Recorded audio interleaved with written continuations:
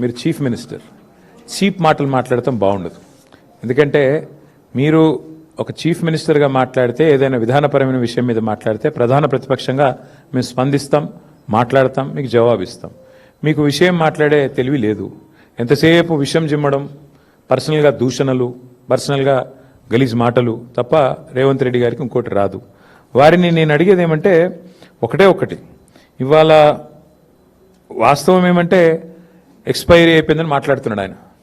Congress party చెతికిలబడి ఇప్పటికీ ఎన్నేళ్ళైందండి? 12 ఏళ్ళ 13 ఏళ్ళ అప్పటి నుంచి ఇప్పటివరకు లేవలేకపోతున్నది. ముందు వాళ్ళ స్థాయి, వాళ్ళ పరిస్థితి చూసుకోమనండి. వాళ్ళ జాతీయ పార్టీ అని చెప్పుకుంటారు, ఒక ప్రాంతీయ పార్టీ స్థాయికి పడిపోయింది.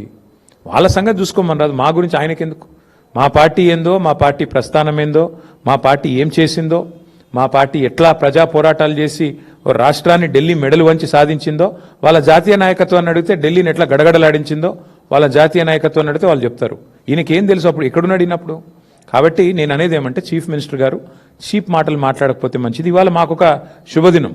మా పార్టీ 25 వసంతాలు పూర్తి చేసుకున్న సందర్భంగా నాకు ఆయన లాంటి వాళ్ళ గురించి మాట్లాడాల్సిన అవసరం కానీ అగత్యం కానీ నాకు లేదు.